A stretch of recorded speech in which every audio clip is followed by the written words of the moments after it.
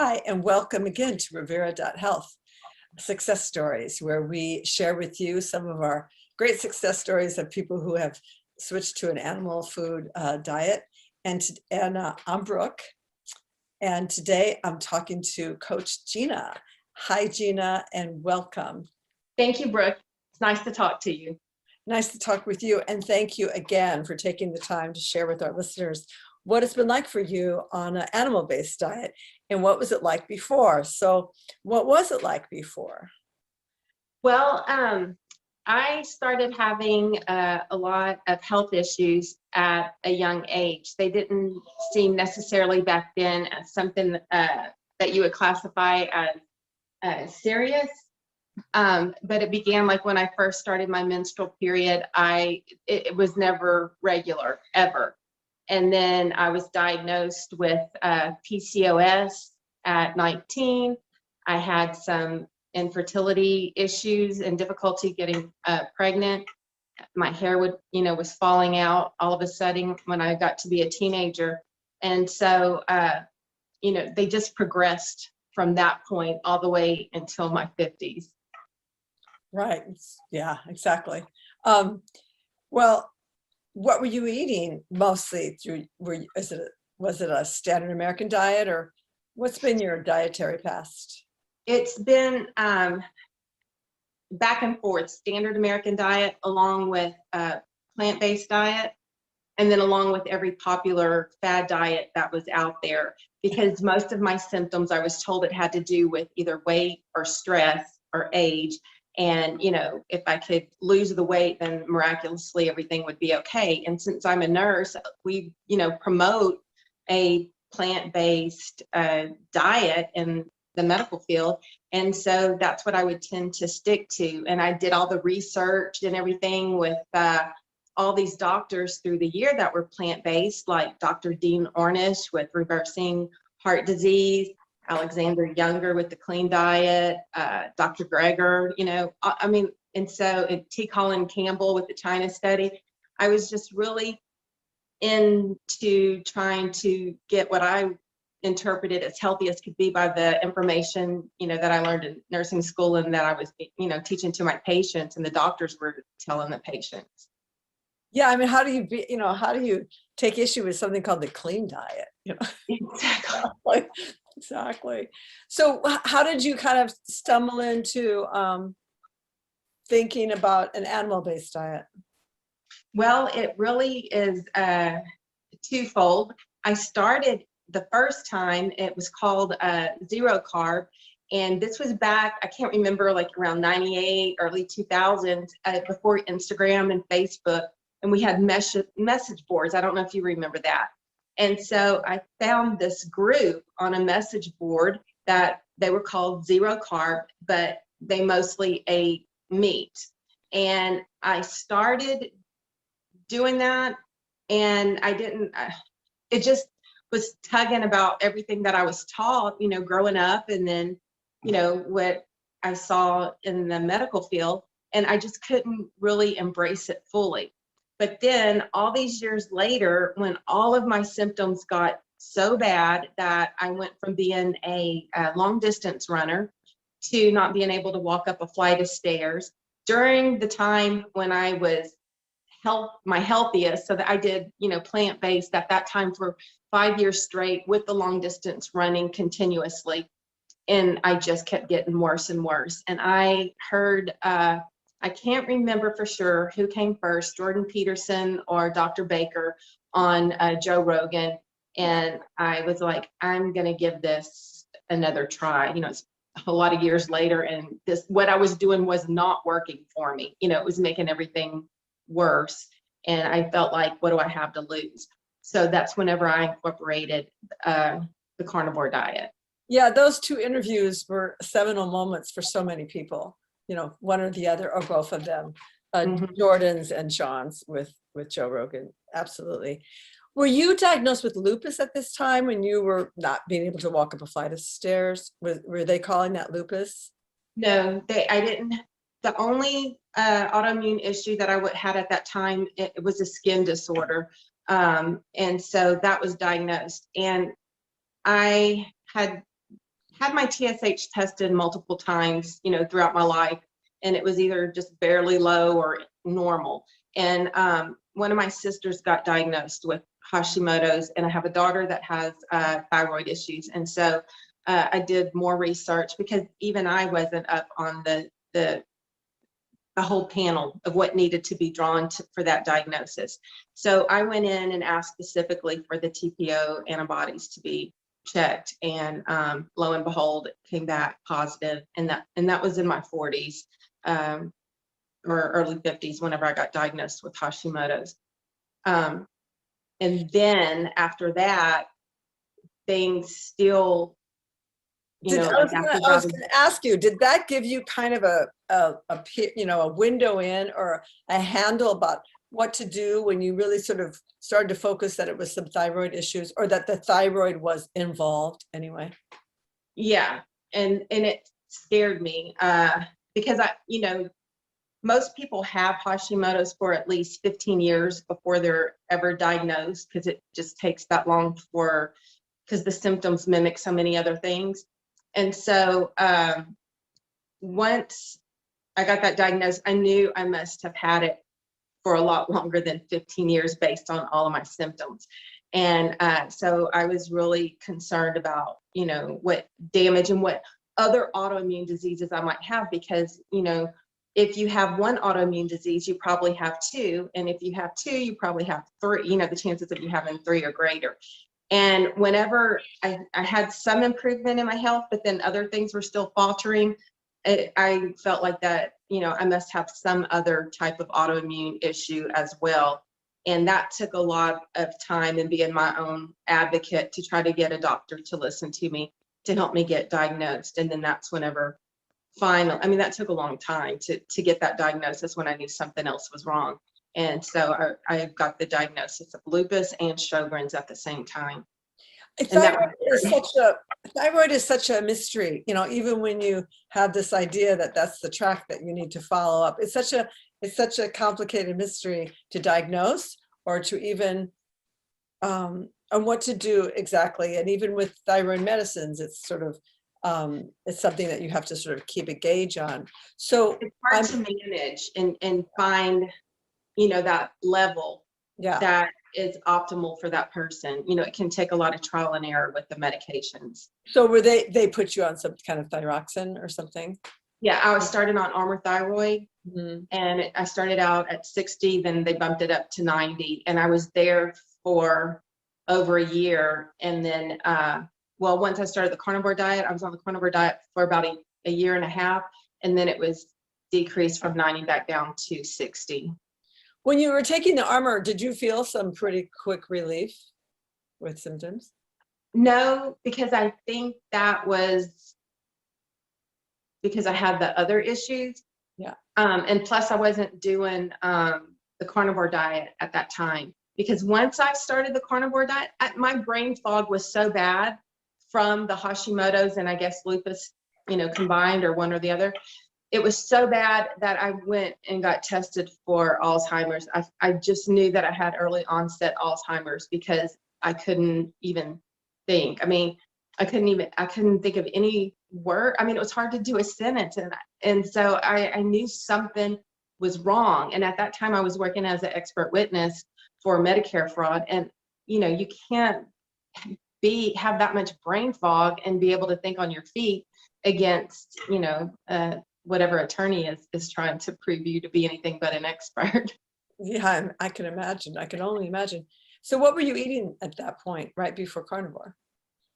I was doing mostly plants and grains, you know, the exact, lot of beans, a lot of spinach, smoothies. Those stupid beans. I mean, beans, oh my God. You know, beans. So everything, you know, that makes it, when I took all of that out of my diet, that's whenever I saw a significant change, you know, just from the gluten and then the spinach and sugar and carbs. That made the brain fog, it was the most severe and it was the last to start of my symptoms. But it was that and the joint pain were the first that I noticed, you know, really quickly. I received relief from that. So did you start with just a simple beef diet and I mean, there's an incredible difference and relief in your intestine and in endotoxin and everything that can be going on in your intestine from a large mixed diet. And I'm wondering if you started off with a really simple elimination diet of just beef, or how did you start with the carnivore diet? You know, I started with the carnivore. I did pretty much any type of meat. You know, I was eating, you know, chicken, beef, pork. And I still, at that time, I still had dairy in my diet. So now I don't have the dairy because my face swells up more, or it causes me to have cravings. But at that time, just removing the bulk of what my diet was, it helped tremendously. And I had suffered with constipation for so long. And, you know, I worked in the GI lab for a good bit of time, you know, where they do the colonoscopies, and we'd see the patients with diverticulitis and you know, Crohn's disease and push fiber. And I'm talking to the doctors at work, and I'm like, you know, I'm always constipated, and they're like, you got to eat more fiber. And I kept thinking, how much fiber more can I eat? I mean, I have 2 smoothies a day. I eat spinach and beans for lunch. You know, I ended up losing a lot of weight that way, but I did not feel good. No. Yeah, that's an amazing thing about that fiber myth. So how long did it take for you to feel that difference? I noticed in 2 weeks, the brain fog was lifting. And within 1 week, the joint pain, I had really bad left shoulder pain and left knee pain. And that went away within the first week. And so, you know, that in and of itself, that helped me to sleep better, you know, not having that my shoulder or knee waking me up during the night. Nice. And so how long has it been since you've been on the carnivore diet? It's been 2 years and about 8 months. And what are you eating now? Did you modify it or change it, or what's going on? Yeah, I don't have any dairy or I eat butter from time to time. I can't have it every day or I notice the issue. And I try to stick with beef because, you know, at a certain point you start to realize what makes you feel better. And for me, I feel better, you know, with the more beef that I eat versus, you know, chicken or pork. The bulk of my diet has to be, you know, beef. I do have eggs sometimes too. Nice. So beef, eggs. Sounds like you're not eating dairy. Do you drink coffee or? Yeah, I do drink coffee, and I just now started drinking unsweet tea. I let that back in, and I'm not noticing any difficulties with that. And do you make bone broth, or do you gelatinous meats, or? Yeah, I do bone broth. I like to eat oxtail, you know. Yeah, it's delicious. Yeah. That's one of my favorites. And let me think. I eat bacon. I do eat bacon sometimes, and I cook in like bacon grease, you know, certain things. But I don't fat load my diet. I don't try to eat low fat. You know, that's the difference. I got attacked for that on Instagram. That it was misinterpreted. You know, I'm not promoting a low fat diet. I just did somebody jump you for that? A bunch of people. A bunch of people. Yeah. Well, you're eating mostly beef. You're not eating low fat, you know. Exactly. It's hard to do that. But yeah, so you don't fat load, which is sometimes some people do. I understand. Yeah. And I think you have to listen to your own body. You know, everybody's in a different stage of healing or different needs. And I feel like your body will tell you what it needs. It's not necessarily a cookie cutter. This worked for me exactly like this. You do it exactly like this. Good for you. Do you eat organ meat? I don't push it, but you know, like try to do it. I don't eat it like so many times a week or anything, but I do eat like a lamb heart. I really like that. Okay. That's nice. Yeah, there's a little farmer that I get the little baby lamb hearts from that are really good. God bless those little baby lamb hearts. Yeah, those are good. Lamb heart is really good. It's heart's really good, and it's hardly organy tasting. Good for you. So you don't eat liver necessarily. No, I have in the past, like I froze it and ate it raw, but I didn't notice much difference at that time, in my life that it was making that big of an impact, and I didn't enjoy it. So I decided to just hold off on it, and I retry things throughout, or if I start thinking about it, thinking maybe my body's craving that, and then, I'll add things back in. But Do you take any supplements like calcium or anything? I take iodine, and because of the lupus rash, it's a connective tissue disorder. One of the doctors that I see suggested I take L-lysine and niacinamide, which is one of the B vitamins. And so I'm taking that more or less just to show him, yeah, I'm taking it, but I haven't seen any difference with those two.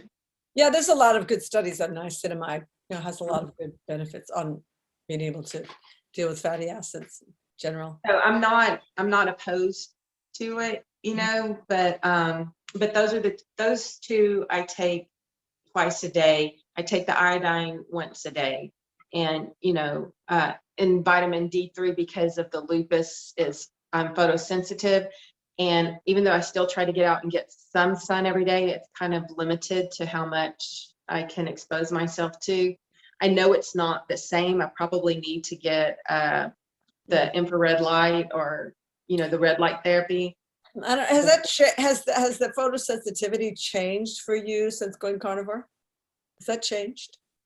Well, it's gotten worse, but I think it was just a coincidence, as that's when I peaked in my illnesses, as they were, coming to a head before they were being treated. So I spoke to Dr. Rob Sivas and Dr. Ken Berry, and had discussed my lupus and Hashimoto's and other autoimmune, how it's progressed and where I was at and what was going on. And, they're on the same frame of thought as I am, that had I not gone on carnivore with as rapidly as my disease was progressing at that time, and not even being able to think, I probably would be in a wheelchair, and in and out of the hospital, because of it. So I'm very, very fortunate for that. And since going carnivore, you have to have like 10 markers that show up in your blood work to show that you definitively do have lupus. And since going carnivore, or just recently, I've been able to not have as many markers. I think I only have 6 of the 10 now. So I'm still, getting better. And that's almost unheard of, to have it go like backwards. You have full-blown lupus. Oh, no, you don't.